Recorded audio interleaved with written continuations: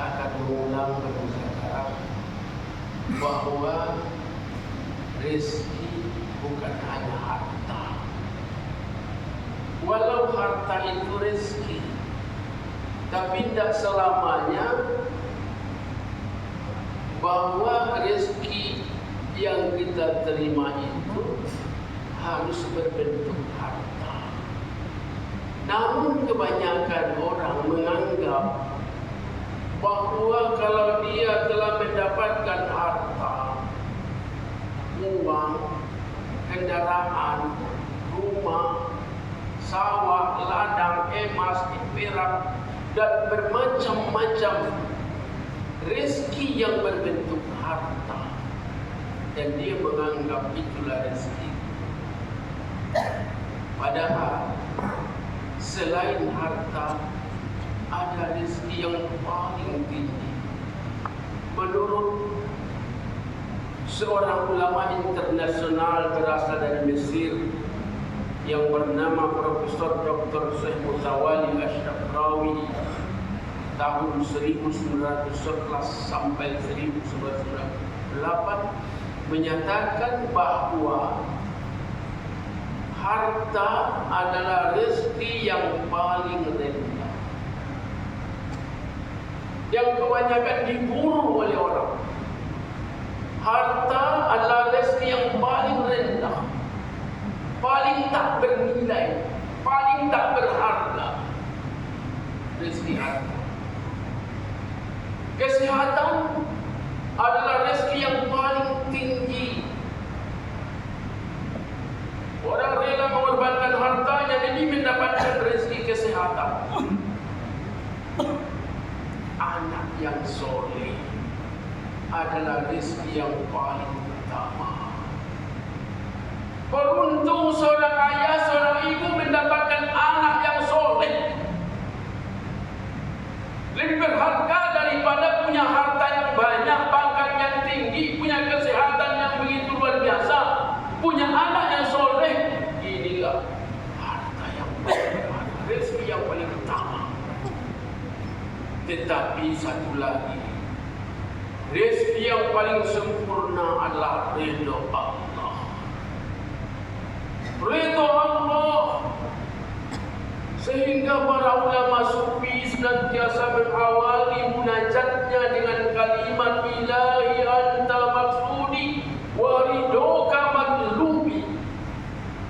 Ridho yang kutuntut, yang kucari, yang kuharapkan, ridha Allah. Di dalam Al-Quran di awal kita baca tadi bahwa tentang masalah rezeki, Allah Subhanahu wa taala telah menjamin, wa ma min dabbatin fil ardi illa 'ala Allahi rizquha wa ya'lamu mustaqarraha wa mustawda'aha kullun fi kitabim mubin. Jelas, tegas, nyata, dan tidak ada satupun makhluk yang bergerak, makhluk yang masih bernyawa di muka bumi ini, melainkan semuanya telah dijamin rezekinya oleh Allah. Dan dia mengetahui tempat kediamannya dan tempat penyimpanannya. Semua itu tertulis di Lauh Mahfuz. Inilah dasar keimanan. Jangan lari dari sini bahwa rezeki itu datangnya dari Allah, bukan dari toko, bukan dari perusahaan, bukan dari lautan, bukan dari sawah, bukan dari ladang.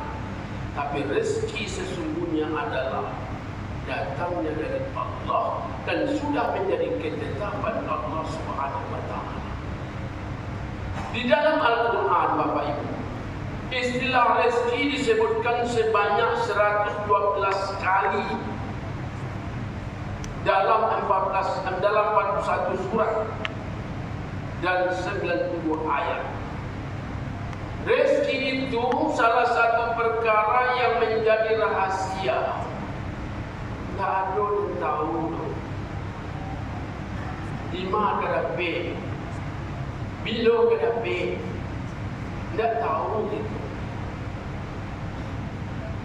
namun kita tetap dituntut untuk berikhtiar mendapatkannya. Salah satu rezeki yang paling berharga adalah bertemu dengan bulan Ramadan.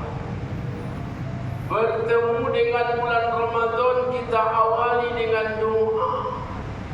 Kita berharap berjumpa dengan Ramadan. Karena beruntung seseorang kalau bertemu dengan Ramadan. Sejak bulan Rajab kita telah berdoa, Allahumma barik lana fi Rajab wa Sa'ban wa ballighna Ramadan. Ya Allah, berkatilah kami di bulan Rajab dan Sa'ban, sampaikan pula kami ke bulan Ramadan. Kini adalah sampai Ramadan. Kini sudah bersama kita dengan Ramadan. Di bulan Ramadan pintu surga telah dibuka. Ini rezeki. Di bulan Ramadan pintu neraka ditutup. Ini juga rezeki. Di bulan Ramadan syaitan-syaitan dibelenggu. Ini juga rezeki. Di bulan Ramadan asal ada satu malam yang dimulia dari 1000 bulan. Itulah malam Lailatul Qadar. Dan nilai amal kebaikan, amal ibadah yang dilakukan oleh seorang hamba dilipat gandakan 70 kali lipat. Amalan wajib dilipat gandakan 70 kali lipat. Amalan sunat yang dilakukan oleh seseorang seperti dia melaksanakan amalan wajib buat bulan Ramadan. Dan ini ternyata rezeki kita. Orang menganggap kalau kita banyak ada salah pada setiawan ini. Mampu datang ke masjid ini pun rezeki. Bisa hadir menghadiri majlis taklim itu rezeki. Bisa mengucapkan subhanallah itu juga rezeki. Bisa solat tarawih itu rezeki. Bisa puasa itu juga rezeki. Bapak-bapak, ibu-ibu, maka pada kesempatan yang singkat ini kita akan menyampaikan rezeki yang paling besar, yang paling utama yang harus kita usahakan pada saat ini, yang nilainya adalah keampunan dari Allah Subhanahu wa taala. Dan juga harga yang akan diberikan oleh Allah adalah surga. Apabila seseorang melakukan, berusaha, berikhtiar untuk melaksanakan amalan ini, surga pun rindu kepadanya. Beruntung bapak-bapak, ibu-ibu kita semua yang hadir. Kalau kita dengan tulus, ikhlas melakoni, menggunakan waktu-waktu kita, yang Allah berikan, tenaga yang Allah berikan, pikiran yang Allah berikan kepada kita, kita manfaatkan sebaik-baiknya di bulan Ramadan ini, di siang hari dan di malam hari, yang nilai keutamaan yang diraih adalah ampunan.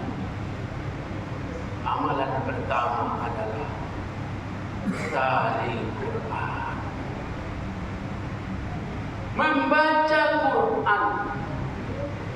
Talil Quran, orang yang suka membaca Quran, suka mendengarkan Quran, berarti dia telah mendapatkan rezeki yang utama. Karena dia akan mendapatkan redha Allah, dia akan mendapatkan rahmat Allah dengan membaca Al-Quran. Satu huruf saja yang dibaca, 10 kebaikan.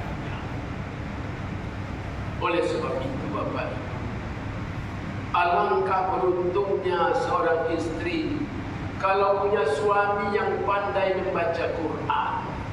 Lalu si suami membaca Quran di hadapan istrinya, dan istri membaca Quran di hadapan suaminya.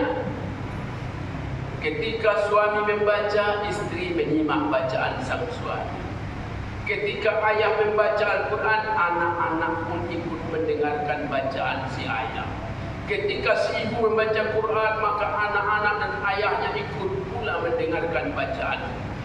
Begitu seluruhnya anggota keluarga sibuk waktunya digunakan untuk membaca Al-Quran, mendengarkan Al-Quran, sehingga mereka tergolong orang yang terbaik.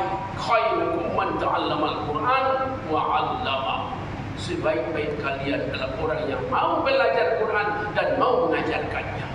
Maka Bapak Ibu, Buya Haji Ramles, Imam Masjid Raya Sumatera Barat sering mengatakan, hendaklah kamu sering membaca Quran bersama denganku.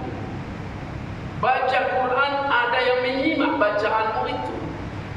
Ajarkan Quran, lalu belajar Quran, ajarkan Quran. Belajar Quran, ajarkan Quran. Maka idealnya seorang suami mengajarkan Quran ke istrinya, seorang ayah mengajarkan Quran ke anak-anaknya, sehingga rumah tangga menjadi rumah tangga Qurani, rumah tangga yang sakinah, yang disinari oleh nur Al-Quran, sehingga surga rindu kepadanya. Ini rezeki Bapak.